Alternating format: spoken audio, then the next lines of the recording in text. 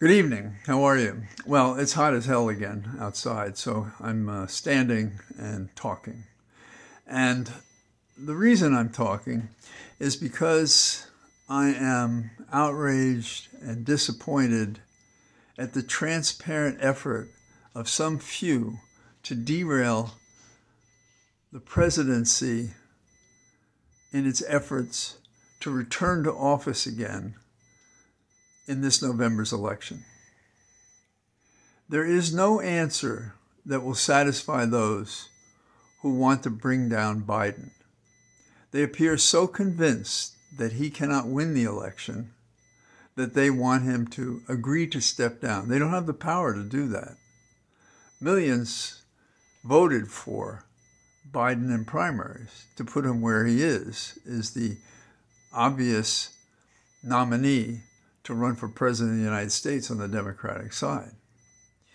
But the two things that come to mind, one is my observations at what happened at today's press conference.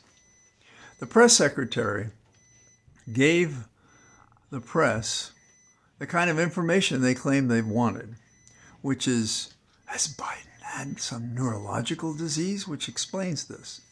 Okay, I don't know if it's a fair question, but they had an answer, and part of it had been made public already.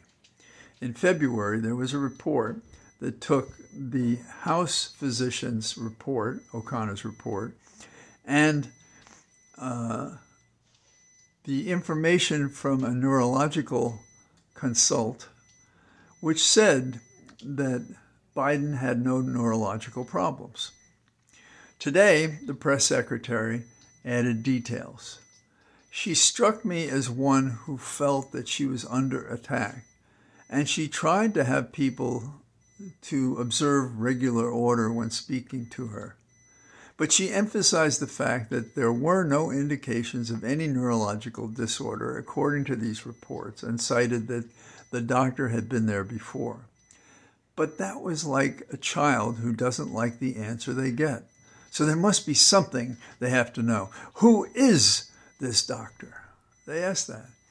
And based on the logs, within minutes after she said, we don't talk about those things because they involve privacy, and that's the policy, there was at least one name of a person, a physician, who had visited the White House, but it hadn't been confirmed that he was consulted about Biden.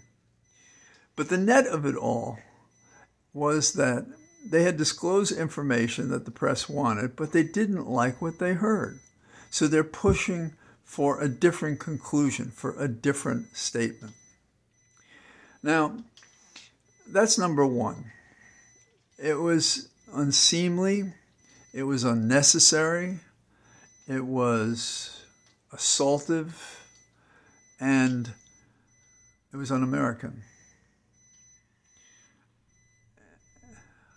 It's interesting that I chose that word because in my mind, I felt, as I observed this press conference, that it was un-American, that it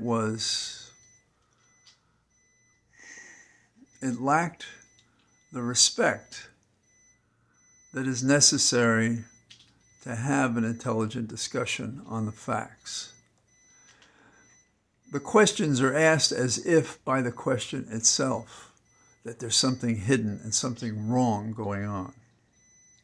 Now, many of you, maybe everybody who's listening to this, is familiar with 1984 and familiar with Orwell's fascist society, in which there was a ministry of truth to tell us what was truth, when in fact it was a way of manipulating citizens to believe what they were told to believe. The best and most excruciating example in 1984 may be the dialogue, and if you've ever seen the film, it is an incredible film. The question is asked, 2 plus 2 equals 5. No, it doesn't. Yes, it does. You know 2 plus 2 equals 5. And this goes on. And in the movie that was made of 1984, and maybe there are several, but there's a classic, which is, I don't know if it's black and white, but it's very persuasive. This question is put and put and put. Because if I can get you to say things that don't make sense, I can manipulate you to do anything. So what is the motive of these people, the 9 members of Congress that want Biden removed? Are they just afraid? What are they afraid for?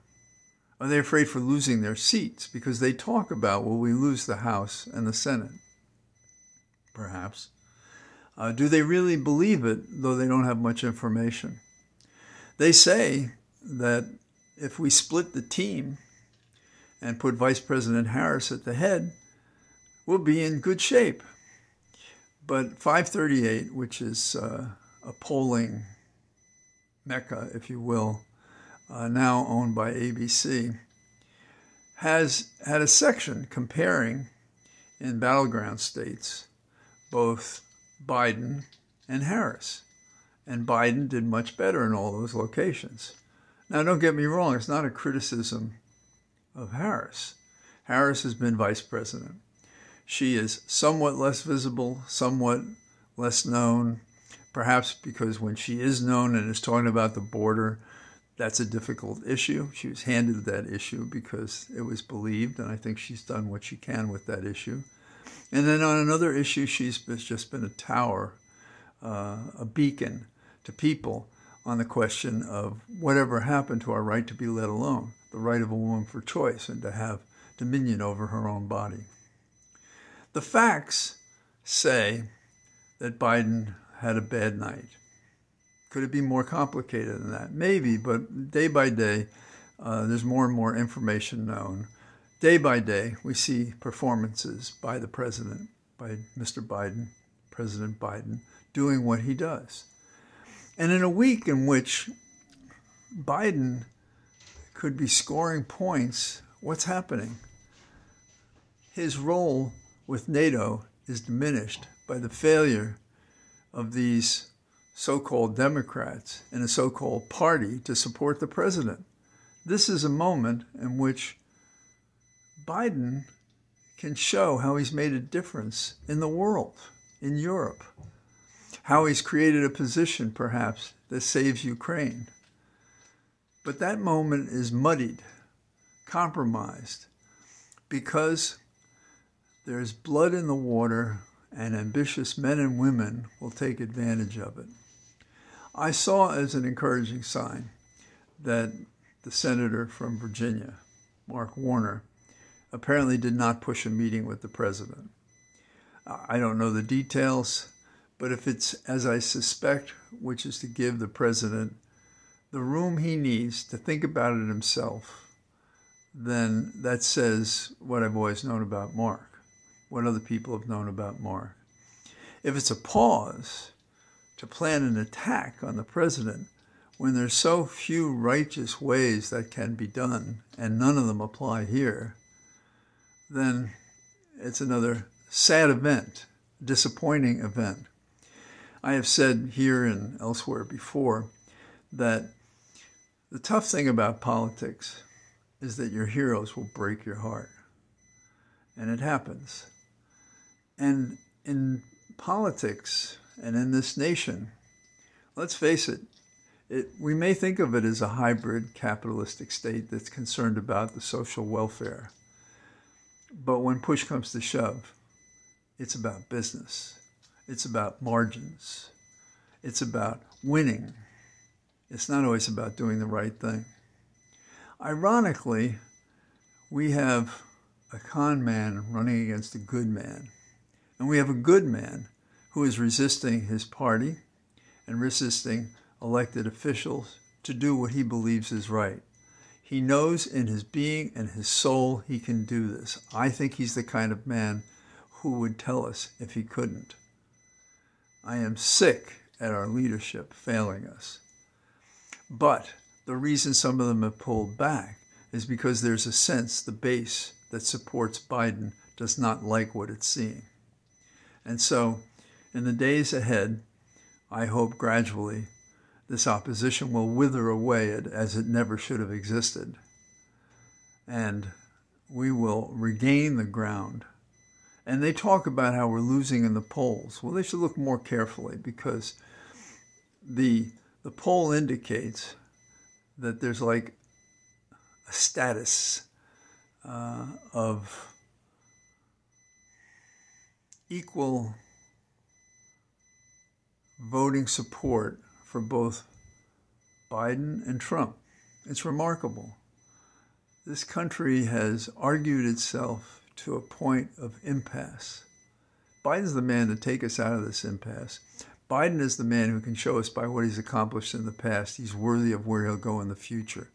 Biden is the man who's told us what his hope and dream is for the future, and I believe him. He believes in his family, and his family, by extension to the nation, is what he thinks is his responsibility as a candidate, to enliven the soul that he knows exists that's been compromised by Trump.